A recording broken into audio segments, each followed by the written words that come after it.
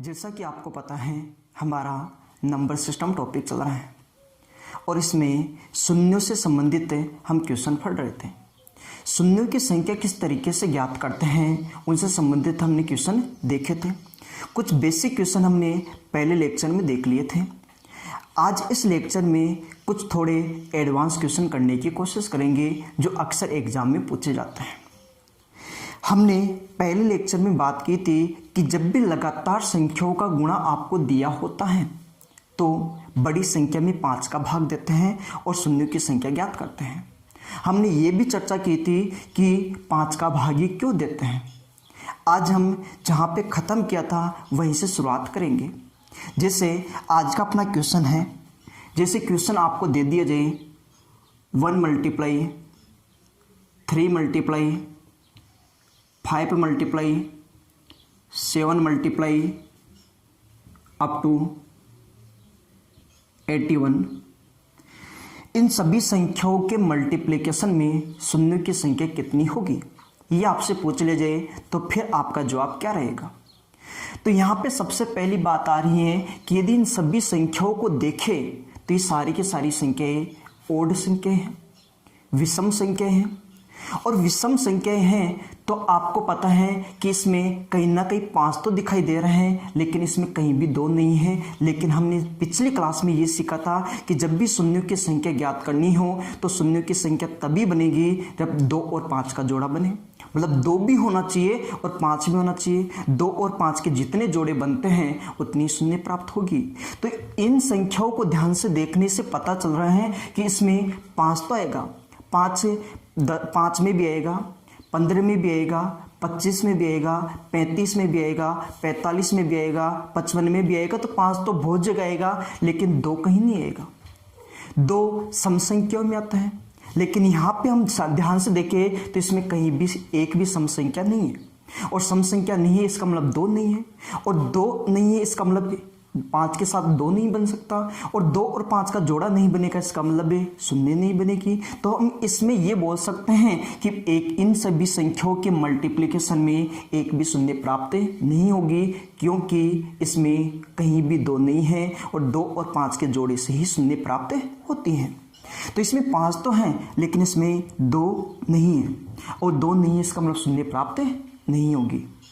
तो हम ये बोल सकते हैं जब केवल विषम संख्याओं का मल्टीप्लाई दिया गया हो, जब केवल विषम संख्याओं का मल्टीप्लाई दिया गया हो तो विषम संख्याओं के मल्टीप्लिकेशन में एक भी शून्य प्राप्त नहीं होती हैं।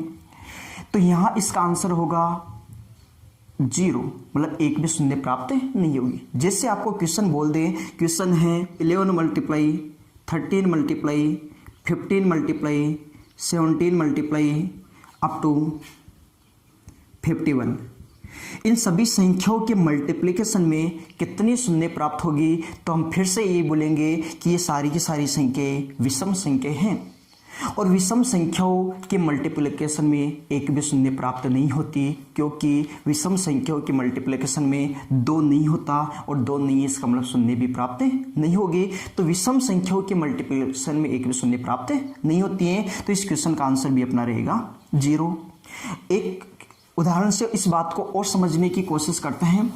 जैसे मान लो कि आपके सामने ये आ गया 1 multiply 3 multiply 5 multiply 7 multiply up to 27। यदि इन सभी संख्याओं का मल्टीप्लाई आपस में कर दिया जाए तो कितनी शून्य प्राप्त होगी। तो केवल इस क्वेश्चन के लिए हम ये बोल सकते हैं कि सारी की सारी संख्याएं विषम संख्या हैं। विषम संख्याओं के मल्टीप्लिकेशन में एक भी शून्य प्राप्त नहीं होगी। तो हम बोलेंगे इस क्वेश्चन का, इस पर्टिकुलर क्वेश्चन का आंसर होगा 0, एक भी शून्य प्राप्त नहीं होगी। लेकिन इसमें थोड़ा सा हम चेंज कर दें। मान लो आप इसको इस तरीके से बोल दो कि इसका मल्टीप्लाई यदि हम कर दे, इसका मल्टीप्लाई यदि हम कर दे 36 से, यदि इसका मल्टीप्लाई 36 से कर दे तो अब बोल दे बताइए इन संख्याओं के मल्टीप्लिकेशन में कितनी शून्य प्राप्त होगी। तो फिर आप किस तरीके से जवाब दोगे, फिर आपका आंसर क्या रहेगा। हमें पता है कि शून्य तभी प्राप्त होती हैं जब 2 और 5 का जोड़ा बनता है। 2 और 5 के यदि जितने पेयर होते हैं उतनी शून्य प्राप्त होगी।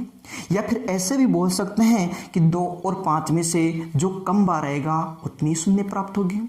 तो यहाँ पे ध्यान से देखा जाए तो यहाँ पे देखो 5 कहाँ कहाँ पे आ सकता है, तो 5 आ सकता है 5 में, फिर 5 आ सकता है 15 में, फिर 5 आएगा 25 में।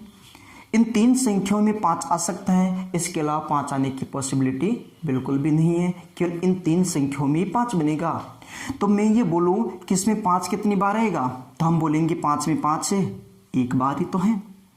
15 को हम लिख सकते हैं, 15 को लिख सकते हैं हमें 3 × 5, इसका मतलब 15 में 5 से केवल एक ही बार आएगा, तो 15 में भी 5 आएगा एक बार।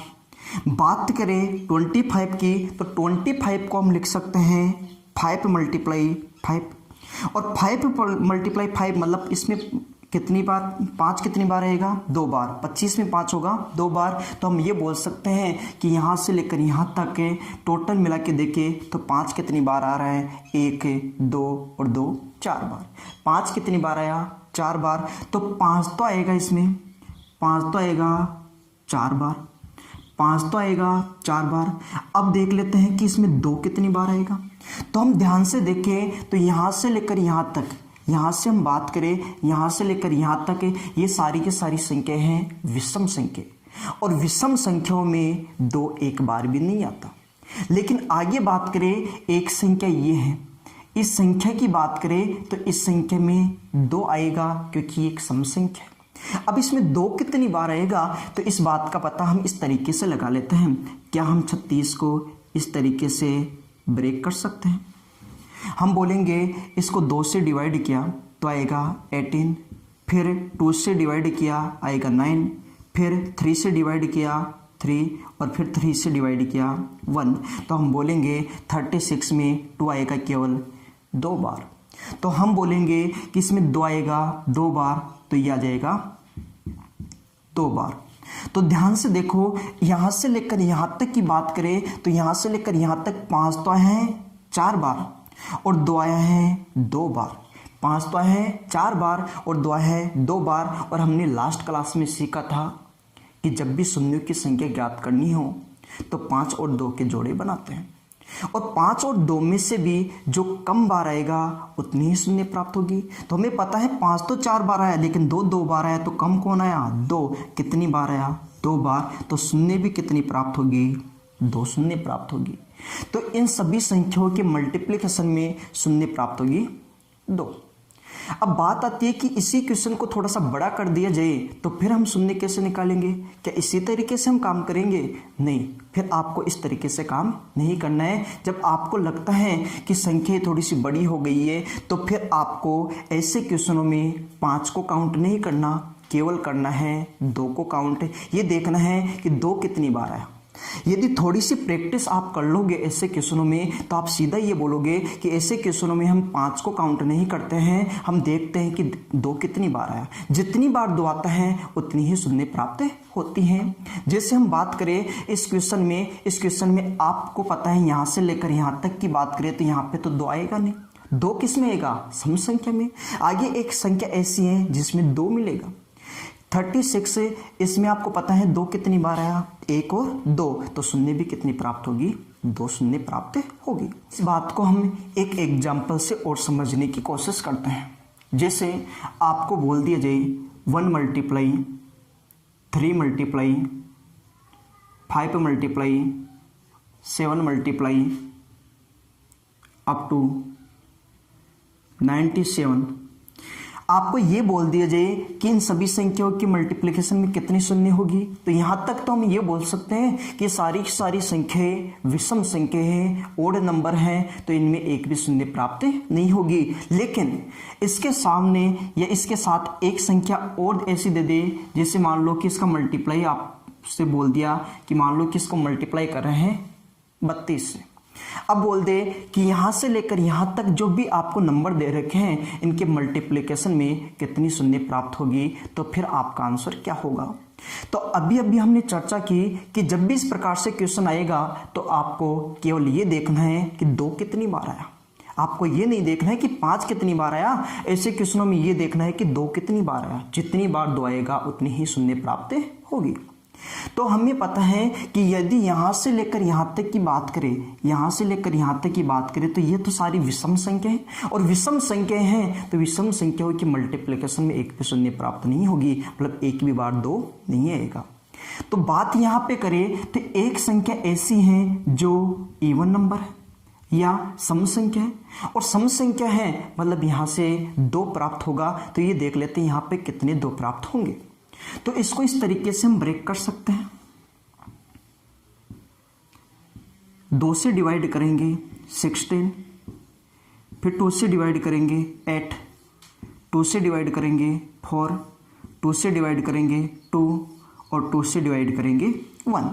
तो यहाँ पे हम बोल सकते हैं कि 32 में 2 कितनी बार आएगा, 1 2 3 4 5। तो हम बोल सकते हैं 2 आएगा कुल मिला के 5 बार, 2 आएगा कुल मिला के 5 बार। और यदि 2 5 बार हैं तो हम ये बोल सकते हैं कि शून्य भी कितनी प्राप्त होगी, 5 शून्य ही प्राप्त होगी। तो ऐसे क्वेश्चनों में ज़्यादा कुछ नहीं करना, ऐसे क्वेश्चनों में ये देखना है कि 2 कितनी बार आया और जितनी बार 2 आएगा उतनी ही शून्य प्राप्त होगी। आइए इस बात को और अच्छे से क्लियर करते हैं, अगले क्वेश्चन में चलते हैं। इस बात को और अच्छे से क्लियर करने की कोशिश करते हैं और कुछ और एग्जाम्पल हम सोल्व करते हैं। जैसे मान लो कि आपके सामने कुछ क्वेश्चन आ गए इस प्रकार से, 2 की पावर 7 मल्टीप्लाई 3 की पावर 6 मल्टीप्लाई 5 की पावर 3 मल्टीप्लाई 7 की पावर 2, और आपको बोल दिया जाए इन सभी संख्याओं के मल्टीप्लिकेशन में कितनी शून्य होगी। तो आपका जवाब इस प्रकार से रहेगा, जब भी शून्य की संख्या ज्ञात करनी हो तो हमें पता है कि 2 और 5 के जितने जोड़े होते हैं उतनी ही शून्य प्राप्त होती है। या इस बात को ऐसे भी बोल सकते हैं कि 2 और 5 में जो कम बार आएगा उतनी ही शून्य प्राप्त होगी। तो यहाँ से हम ऐसे बोल दें कि यहाँ पे देखो कि 2, यहाँ पे 2 हैं, 2 कितनी बार हैं, 7 बार। यहाँ पे हमें पता है कि 2 हैं और इसमें 2 हैं 7 बार।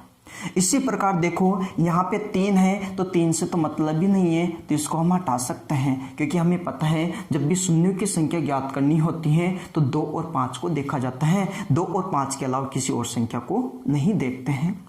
आगे बात करें तो यहाँ पे हमें पता है कि 5 की पावर है 3, इसका मतलब 5 है 3 बार, तो हमें पता है 5 को लेना पड़ेगा। आगे बात करें तो 7 है, 7 से हमें कोई लेना देना नहीं है। यहाँ तक की बात क्लियर होगी। अब हमें पता है कि 2 है 7 बार और 5 है 3 बार। 2 है 7 बार, 5 है 3 बार, तो 5 आए हैं केवल 3 बार, 2 आए हैं 7 बार, तो दोनों में से कम कौन है, 5, और 5 कितनी बार है, 3 बार। जो कम होगा उतनी ही शून्य प्राप्त होगी। तो 5 है 3 बार, 2 है 7 बार, तो कम है 5 कितनी बार है, 3 बार। तो हम ये बोल सकते हैं कि 0 भी कितनी प्राप्त होगी, 3 0 प्राप्त होगी। आइए इस बात को और अच्छे से क्लियर करने की कोशिश करते हैं और एक और एग्जाम्पल इसका लेते हैं। मान लो कि क्वेश्चन आपके सामने इस प्रकार से आ गया। माना कि क्वेश्चन है 222 की पावर मल्टीप्लाई 555 की पावर 555 मल्टीप्लाई 777 की पावर 777। इन संख्याओं के मल्टीप्लिकेशन में कितनी शून्य होगी। तो हम ऐसे बोल सकते हैं कि जब भी शून्यों की संख्या प्राप्त करनी हो तो शून्यों की संख्या में 2 और 5 होना चाहिए। 2 और 5 ही हमें देखना है। क्या हम ये बोल सकते हैं इसमें 2 आ सकता है, तो बिल्कुल 222 को हम ऐसे लिख सकते हैं, 222 को हम लिख सकते हैं 2 गुणा 111। 222 को हम ऐसे लिख सकते हैं 2 गुणा 111, इस प्रकार से हम लिख सकते हैं। तो यहाँ पे ये बोलेंगे कि 2 गुणा 111, इसकी पावर है 222। 222 की पावर 222 है, हमने 2 संख्याओं में इसको तोड़ लिया तो इसकी पावर भी होगी 222 और इसकी पावर भी होगी 222। इस प्रकार से हम संख्याओं को लिखते चलेंगे। क्या आगे हम ये बोल सकते हैं कि यहाँ पे है 555 और 555 को हम ऐसे बोल दें कि ये होता है 5 गुणा 111। तो क्या गलत बोला? कि इस प्रकार से हम बोल सकते हैं संख्याओं को? तो हम ऐसे बोलेंगे 5 गुणा 111, पावर है 555, तो दोनों जगह पावर होगी 555। इस प्रकार से हम संख्याओं को लिखेंगे। आगे बात करें तो एक संख्या है 777। क्या हम ये बोल सकते हैं कि 777 को ऐसे लिख दे 7 गुणा 111? इसको लिख सकते हैं हम यहाँ पे 7 गुणा 111। तो पावर रहेगी 777 और पावर रहेगी 777। क्या इस प्रकार से हम संख्याओं को लिख सकते हैं क्या? तो यहाँ से लेकर यहाँ तक आपको लिखना आना चाहिए। अब हमें पता है जब भी शून्यों की संख्या ज्ञात करनी हो तो केवल 2 और 5 से लेना देना है और किसी संख्या से कोई लेना देना नहीं है। तो हमें पता है 2 की पावर है 222, तो इससे हमें लेना देना है। ये 111, ये 2 नहीं है, 5 नहीं है, कोई मतलब नहीं है इससे। ये देखो 5 की पावर 555, ये अपने काम का है, ये अपने काम का नहीं है 111। ये 7 है, ये अपने काम का नहीं है, 111 अपने काम का नहीं है। हमें केवल देखना है 2 और 5 को, और इसमें भी यह देखना है कि 2 और 5 में जो कम बार आएगा उतनी ही शून्य प्राप्त होगी। तो देखो 2 आए हैं 222 बार और 5 आए हैं 555 बार, तो हमें पता है कि इन दोनों में से जो कम है वो है 2। कितनी बार है? 222। तो हम बोल सकते हैं कि इन सभी संख्याओं के मल्टीप्लिकेशन में जो 0 होगी वो होगी 222। तो इस क्वेश्चन का जो अपना सही आंसर रहेगा वो रहेगा 222। इस बात को और अच्छे से क्लियर करने की कोशिश करते हैं और एक और एग्जाम्पल लेते हैं। ये अपने अगले एग्जाम्पल की ओर चलते हैं। मान लो आपको इस प्रकार से बोल दिया जाए 4 की पावर 17 मल्टीप्लाई 15 की पावर 15 मल्टीप्लाई 3 की पावर 7 मल्टीप्लाई 12 की पावर 12। इन सभी संख्याओं के मल्टीप्लिकेशन में कितनी शून्य प्राप्त होगी, कितनी 0 प्राप्त होगी? तो हम सबसे पहले ये बोलेंगे कि जब भी शून्यों की संख्या का कोई क्वेश्चन है तो हमें 2 और 5 का जोड़ा बनाना है। मतलब 2 होना चाहिए, 5 होना चाहिए, 2 और 5 के अलावा हमें किसी से कोई मतलब नहीं है। तो क्या मैं ये बोल सकता हूँ क्या इसमें 2 आएगा? क्योंकि हमें पता है 4 का मतलब होता है 2 का स्क्वायर। इसमें 2 आएगा, बिल्कुल आएगा। इसको लिख सकते हैं 2 का स्क्वायर। तो 2 का स्क्वायर और इसकी पावर रहेगी 17। इसको इस तरीके से लिख सकते हैं। आगे हम बात करें 15 को हम क्या लिख सकते हैं? क्या 15 को ऐसे लिख सकते हैं क्या? 3 मल्टीप्लाई 5, इस प्रकार से लिख सकते हैं। हमें पता है कि 15 में 3 से तो कोई लेना देना है नहीं, हमें 5 से लेना देना होता है। तो हम ऐसे बोल सकते हैं क्या यहाँ पे 5, और इसकी पावर भी कितनी रहेगी? 15 रहेगी। ऐसे बोल सकते हैं इसको, क्योंकि हमें पता है 15 की पावर 15 है तो 3 की पावर 15 रहेगी और 5 की पावर भी 15 होगी। तो 3 की पावर 15 से कोई लेना देना नहीं है, क्योंकि शून्यों की संख्या में 2 और 5 से ही मतलब रहेगा। आगे यदि हम बात करें तो यहाँ पे देखो, यहाँ पे देखें तो ये 3 है और 3 से कोई लेना देना नहीं है। यदि 3 का यदि फैक्टर करें तो 1 गुणा 3 होता है। यहाँ पे 2 और 5 नहीं बन सकता, लेकिन यहाँ पे आएंगे तो ये है 12। क्या 12 को हम ऐसे लिख सकते हैं 4 गुणा 3, और 4 का मतलब होता है 2 का स्क्वायर गुणा 3, ऐसे लिख सकते हैं क्या? 12 को लिख सकते हैं 2 का स्क्वायर गुणा 3। 2 का स्क्वायर कितना होगा? 4 होगा, और मल्टीप्लाई में 3। पावर कितनी है? 12, तो इसकी पावर कितनी हो जाएगी? 12, और इसकी पावर भी कितनी होगी? 12। तो हमें पता है 3 से कोई लेना देना नहीं है, इससे लेना देना है। तो हम इसको ऐसे बोलेंगे 2 का स्क्वायर और इसकी पावर हो जाएगी 12। इस प्रकार से हम संख्याओं को लेंगे, जो अपने काम के संख्या हैं उनको लेंगे, फालतू की संख्याओं को हम नहीं लेंगे। आगे यदि हम बात करें तो हम ऐसे बोल सकते हैं 2 की पावर घात के ऊपर घात गुणा होता है तो ये हो जाएगी 34। दोनों का मल्टीप्लाई 5 की पावर 15 मल्टीप्लाई ये हो जाएगा 2 की पावर 24। इस प्रकार से हम संख्याओं को लिखेंगे। तो हम ध्यान से देखें 2 की पावर 34, 2 की पावर 24 तो कितना हो जाएगा, तो हम ऐसे बोलेंगे 2 की पावर, जब यहाँ 34 और यहाँ आ गया 24, दोनों को ऐड करेंगे तो यह आ जाएगा 2 की पावर 58। 2 तो कितनी बार है, 58 बार है, और 5 केवल कितनी बार है, 15 बार है। तो हम ऐसे बोल सकते हैं, इसको देख के ये बता सकते हैं कि 2 तो है 58 बार, लेकिन 5 केवल है 15 बार। तो 5 कम बार है, 5 है केवल 15 बार, तो 0 किस पे डिपेंड करती हैं, जो कम बार आता है। तो 5 आए हैं केवल 15 बार, तो 0 कितनी प्राप्त होगी, 15। तो अपने जो क्वेश्चन का सही आंसर रहेगा वो रहेगा 15 0। इसमें 15 0 प्राप्त होगी। आइए इस बात को और अच्छे से कंप्लीट करने की कोशिश करते हैं और इसका एक एग्जाम्पल और लेते हैं। मान लो कि क्वेश्चन आपको इस तरीके से दे दिया जाए, माना कि क्वेश्चन में आपको ऐसे बोल दिया जाए 15 multiply 38 multiply 73 multiply 85 multiply 26 multiply 39 multiply 55। इन सभी संख्याओं के मल्टीप्लिकेशन में कितनी शून्य प्राप्त होगी, ये आपसे पूछ ले जाए, तो फिर आपका जवाब क्या रहेगा। अब ऐसे क्वेश्चनों में हम शून्यों की संख्या जब भी ज्ञात करते हैं तो फिर क्या तरीका रहेगा, किस तरीके से हम शून्यों की संख्या ज्ञात करेंगे।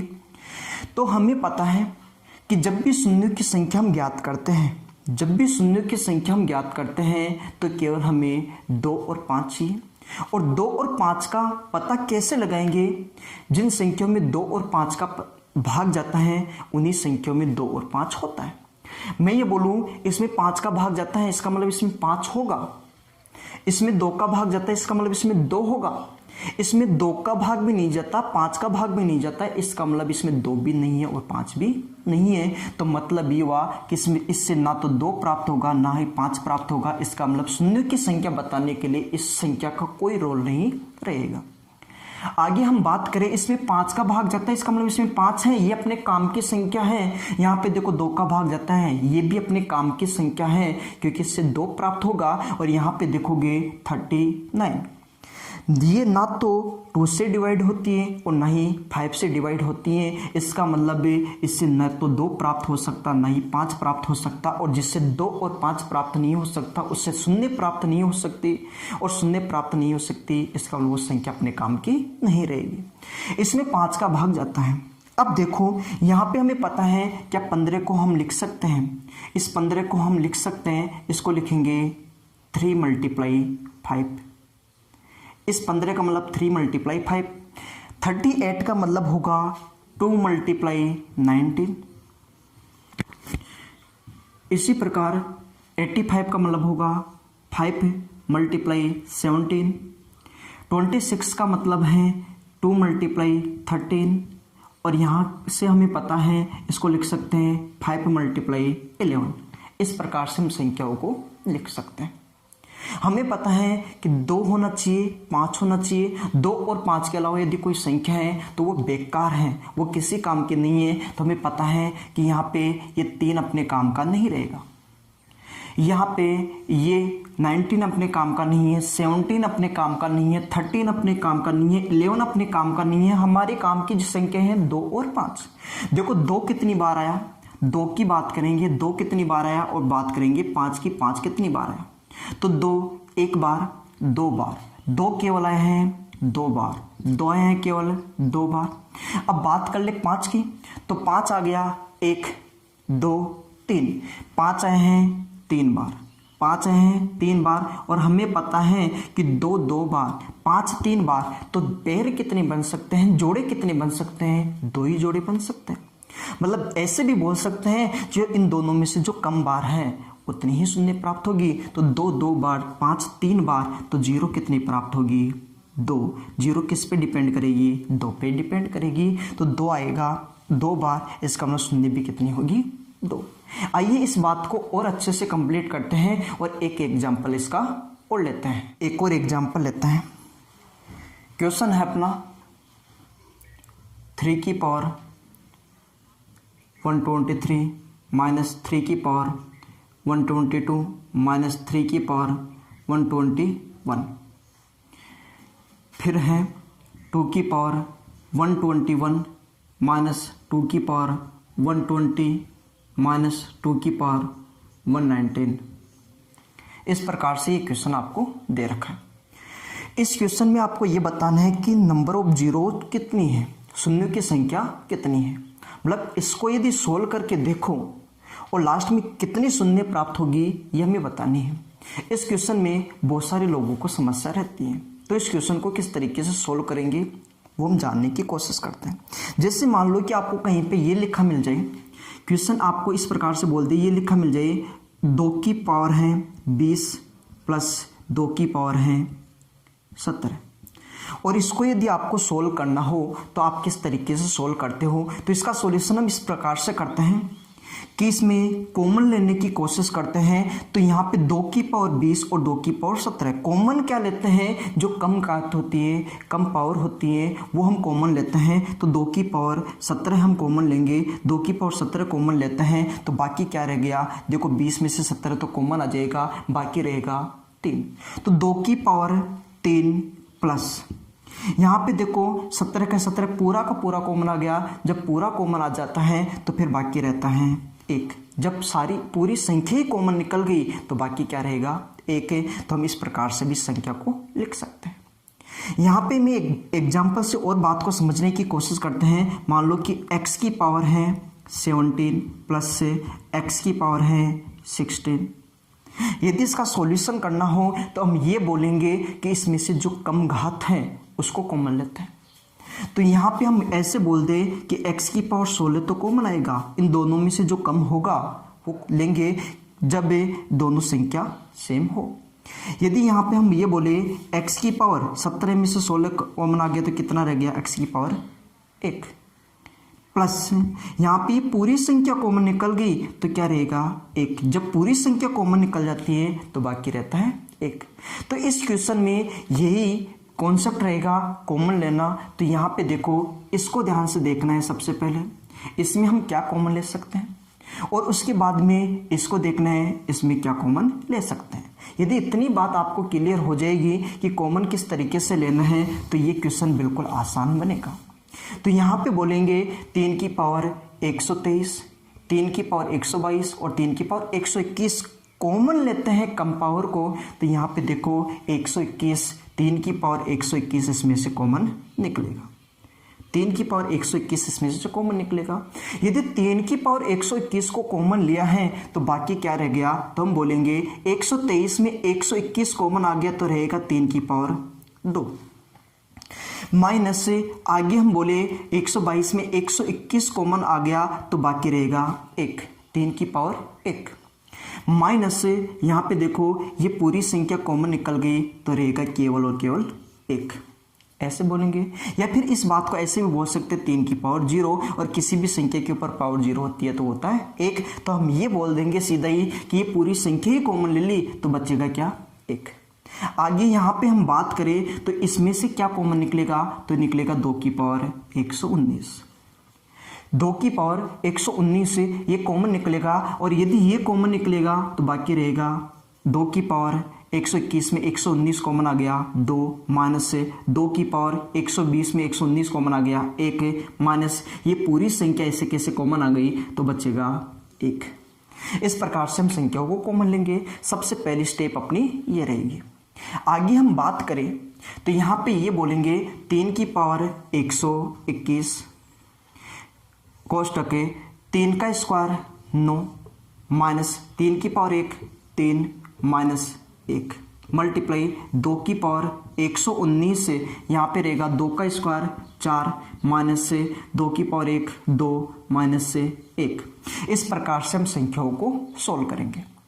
आगे हम बात करें तो ये रहेगा 3 की पावर 121 मल्टीप्लाई यहाँ पे देखोगे तो 9 में से घटाएंगे 3 और 1 4, 9 में से 4 घटाया तो बनेगा 5 मल्टीप्लाई 2 की पावर 119 मल्टीप्लाई 4 में से घटाओगे 3, 4 में से 3 घटाओगे तो बनेगा 1।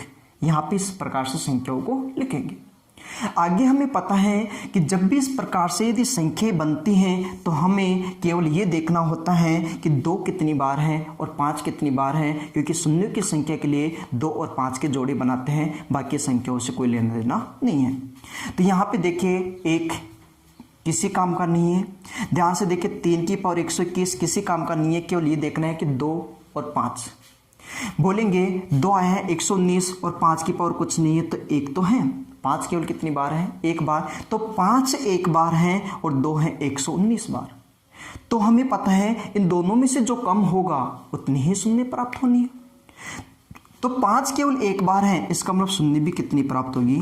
1 है। तो इसको और अच्छे से कंप्लीट करने की कोशिश करते हैं और एक ऐसा ही एग्जाम्पल और लेते हैं। जैसे क्वेश्चन अपना 3 की पावर 112 माइनस 3 की पावर 111 माइनस 3 की पावर 110। आगे है 8 की पावर 107 माइनस 8 की पावर 106 माइनस 8 की पावर 105। ये संख्या दे रखी है आपको और इसको सोल्व करने के बाद में जो अंत में शून्य होगी वो हमें बतानी है कि इसमें कितनी जीरो प्राप्त होगी। तो यहाँ पे हम ये बोलेंगे, अभी हमने सोल्व किया है कि इसको यहाँ से लेकर यहाँ तक देखा जाए तो इसमें कॉमन आएगा 3 की पावर 110। जो कम घात होगी वो कॉमन होगी, तो 3 की पावर 110 ये तो रहेगा कॉमन। तो बचेगा 112 में 110 आ गया 3 की पावर 2 माइनस 111 में 110 आ गया 3 की पावर 1 माइनस से ये पूरी संख्या कॉमन आ गई तो बचेगा 1। जब पूरी संख्या कॉमन आती है तो बचता है 1। मल्टीप्लाई इसको देखोगे तो इसमें कॉमन आएगा 8 की पावर 105। यदि 8 की पावर 105 कॉमन आ चुका है तो हम ये बोलेंगे 8 की पावर रहेगा 2, 107 में 105 कॉमन आ गया माइनस 8 की पावर रहेगा 1, 106 में 105 कॉमन आ गया माइनस से ये पूरी संख्या ऐसे कैसे कॉमन आ गई तो बचेगा 1। यदि आगे हम बात करें तो यहाँ पे बोलेंगे 3 की पावर 110 मल्टीप्लाई इसको सोल्व करें तो ये रहेगा, देखो ये कितना हो जाएगा 9, 3 का स्क्वायर 9 होता है माइनस 3 की पावर 1 3 और 1, तो 9 में से घटाएंगे 4, 9 में से घटाएंगे 4 तो ये बनेगा 5 मल्टीप्लाई ये 8 की पावर में रहेगा 105 मल्टीप्लाई ध्यान से देखोगे इसको तो 8 का स्क्वायर 64 माइनस से ये होगा 8 माइनस 1, तो 64 में से घटाएंगे 8 और 1 9, 64 में से 9 घटाएंगे और 9 घटाएंगे तो कितना रहेगा 55, ये रहेगा 55। हमें पता है जब भी शून्य की संख्या ज्ञात करते हैं तो हमें केवल 2 और 5 से लेना देना है। 2 कितनी बार है और 5 कितनी बार है इसी बात से हमें लेना देना है। क्या इस 3 में 5 हो सकता है? क्या 2 हो सकता है? तो नहीं। यहाँ पे देखिए इसमें 5 है, इसमें 2 हो सकता है, ये अपने काम का रहेगा। इसमें 5 हो सकता है, ये भी अपने काम का रहेगा। तो मैं ऐसे बोल दूँ कि ये 5 की पावर है 1 मल्टीप्लाई इस 8 को लिख सकते हैं 2 की पावर 3 और इसकी पावर हो जाएगी 105। 8 का मतलब होता है 2 का क्यूब। आगे बात करें 55 को लिखेंगे 5 मल्टीप्लाई 11 और 11 से कोई लेना देना नहीं है क्योंकि हमें लेना देना है 5 और 2 से। तो इसको लिख सकते हैं 5 की पावर 1। यहाँ पे देखो 5 कितनी बार है? 1 और 1 2 बार, तो 5 तो कितनी बार है? 2 बार है। और 2 कितनी बार है? तो 2 की बात करें तो इन दोनों का मल्टीप्लाई होगा। यदि 105 का गुणा 3 से करेंगे तो ये आएगा 315, तो 2 कितनी बार आएगा? 315 बार। और हमें पता है जब भी शून्य की संख्या ज्ञात करते हैं 2 और 5 को देखा जाता है और 2 और 5 में जो कम बार आता है उतनी ही शून्य प्राप्त होती है। तो हमें पता है कि देखो 5 2 बार है, 2 315 बार है, तो कम बार क्या है? 5। और कितनी बार है? 2 बार। इसका मतलब शून्य भी कितनी प्राप्त होगी? 2। आगे हम इसको कंटिन्यू करेंगे और अगले वीडियो में अपना ये टॉपिक पूरा हो जाएगा। तो आज के लिए इतना ही ठीक है। धन्यवाद।